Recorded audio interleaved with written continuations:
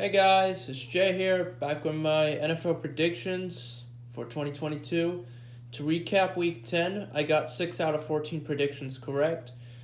However, there were a bunch of lead changes throughout these matches last week. But let's move on to week 11 and we'll see what happens. Number 1, Tennessee at Green Bay, and I am picking the Packers winning 31-24. Okay, so the Packers managed to come back from a 14-28 deficit against the Cowboys on Sunday, and I believe they can turn things around when they play Tennessee. Now, Derrick Henry is the second leading rusher in the NFL, but I am sure the Packers defense will come strong and try to stop him from running and possibly receiving as well. But Aaron Rodgers, he is a determined man. He knows what it means to be in the league. Although he's lost 5 games in a row, he just won one back. He's going to win a second one, so don't sleep on Aaron Rodgers because he's the back-to-back MVP in 2020 and 2021. Number 2, Chicago at Atlanta, and I am picking the Bears winning 28-25. Okay, you saw what Justin Fields did. On the ground, he broke Michael Vick's record against the Dolphins. Most rushing yards by a QB. That's impressive, right? Well, it's going to be pretty impressive to see Justin Fields battle against Atlanta, and I'm sure this will be a battle of 2 rushers, Cordero Patterson and Justin Fields. Not David Montgomery, not Khalil Herbert. It's going to be all Justin Fields for the most part, although he will make a couple of occasional throws. But I believe Chicago has been finding their role on offense. They have been running the ball more, and I feel Atlanta may not be able to be ready to tackle Justin Fields. So, I feel that Chicago, and they have a whole lot of draft picks.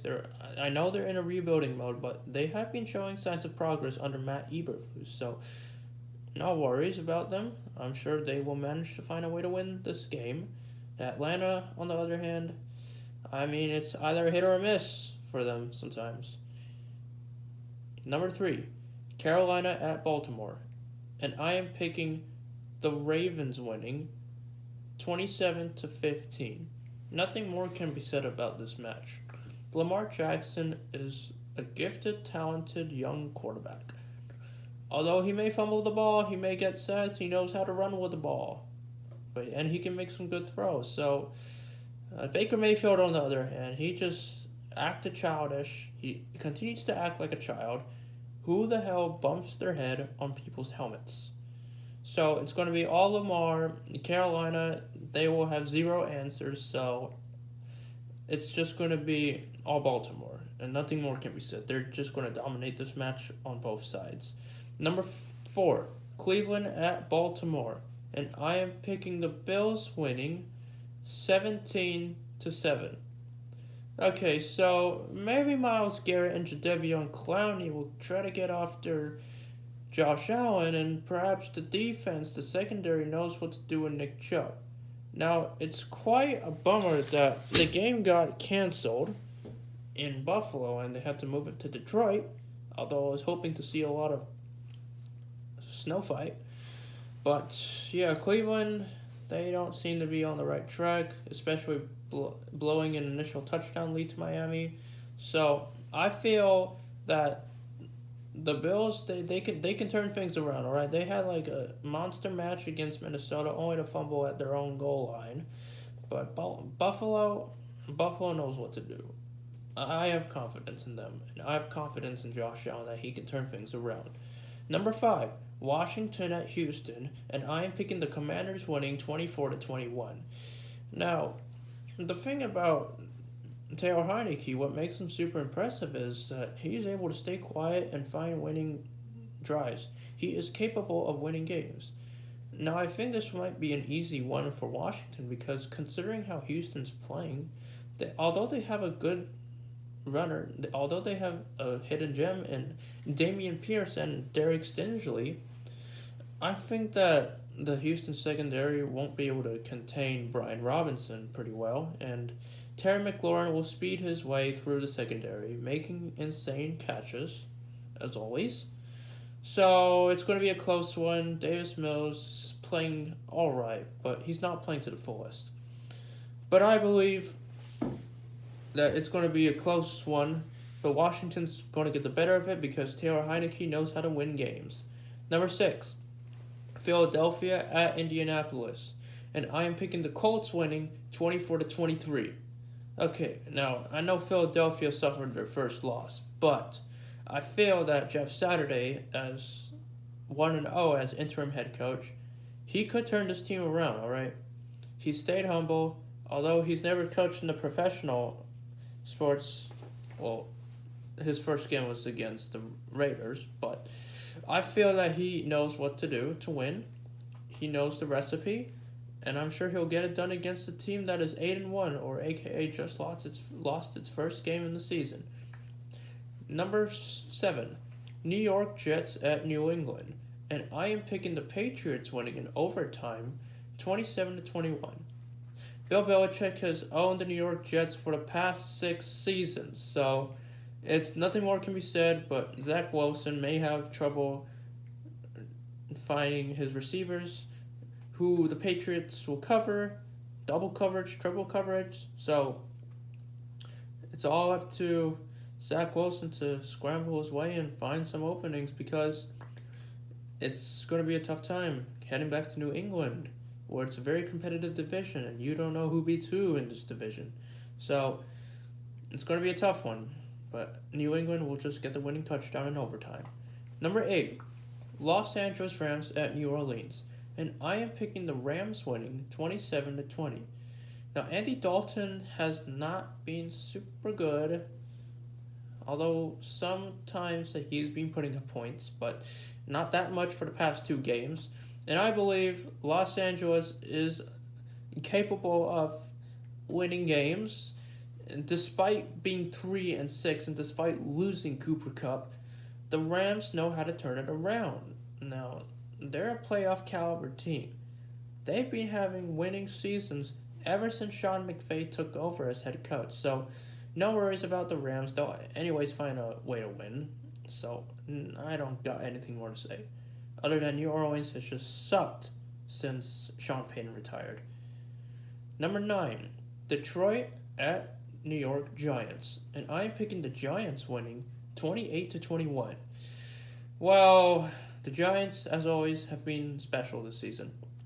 Especially to a 7-2 start, where everyone thought the Giants would suck. Well, it turns out they don't suck. They're actually doing good. So, nothing more can be said about the Detroit Lions. Their defense sucks, and New York has Saquon Barkley and Vanilla Vic, a.k.a. Daniel Jones. So, I am sure the Giants know what to do. They already know how to do their job. Number 10, Las Vegas at Denver, and I'm picking the Raiders winning in overtime, 22-16. Nathaniel Hackett has run out of excuses, and with Denver being a playoff aspiration team or incapable of making the playoffs with Russell Wilson under the belt and paying him a large sum of money, it seems like they aren't really getting the rhythm together because they have not scored above 23 points a game. Now that's quite embarrassing, isn't it? And Vegas, on the other hand, they can't seem to hold on to leads. 3 of the games they had leads, and guess what? They lost. But I think Las Vegas knows how to beat Denver. So it shouldn't be that much of a struggle for Vegas because Derek Carr has swept the Raiders in 2020 and 2021. So Derek knows how to do his thing. He knows that he's got Devontae, so nothing more can be said. Number 11, Dallas at Minnesota. And I'm picking the Cowboys winning in overtime, 30-27. Okay, so Dallas, they blew up a lead, and the Vikings pretty much got lucky because they knew Josh Allen fumbled the ball in his own end zone. But I believe Dallas can win this game. Dallas has a group of talented players, and Minnesota does too, but I feel that Dallas just has the better of beating Minnesota in the past. And Mike McCarthy knows what it is to play against the Vikings. So nothing more can be said about Mike McCarthy, but it's going to be a close one. It's going to go into overtime, but Dallas, their defense is special. So give credit to them, give credit to both teams, but Dallas will be the better of them. Number 12, Cincinnati at Pittsburgh, and I am picking the Steelers winning in overtime 20-17. Well, okay, Pittsburgh, without TJ Watt, they've sucked, but when they got TJ Watt back, they've started to play a little better.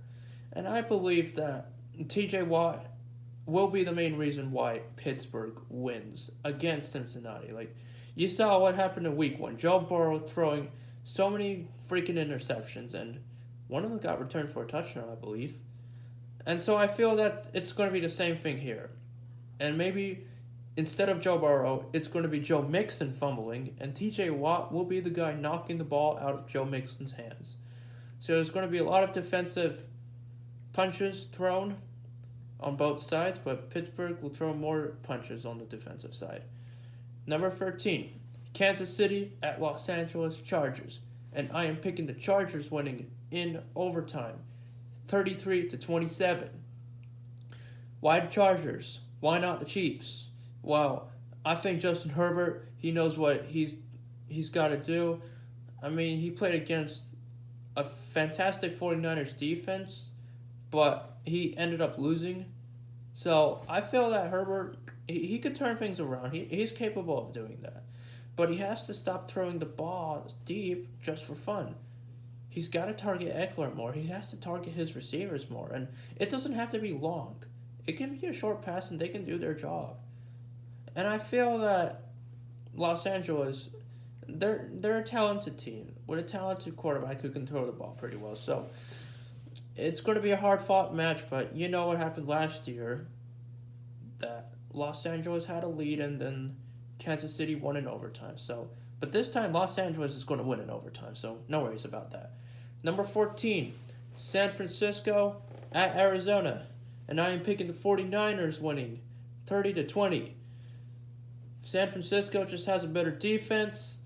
Looks like the Cardinals can't get back on track. Well, I understand DeAndre Hopkins got suspended 6 games, and you went 2-4, and now you're 4-6. I mean, you did beat the Rams, but you did it with a backup quarterback, and the Rams also had a backup quarterback. So I feel that San Francisco they've been more focused on what they have to do, and the Cardinals have kind of been a little bit out of sync. So San Francisco, with their defensive line, with Jimmy Garoppolo, with Brandon Ayuk, with Deebo Samuel, Elijah Mitchell, Christian McCaffrey, they know what they got to do, and they're going to do it in Mexico. And that sums up Week 11. And the teams that are on bye are Tampa Bay, Jacksonville, Miami, and Seattle. So that's all for Week 11, and I'll see you Week 12. Thanks, and I'll see you then. And be sure to subscribe.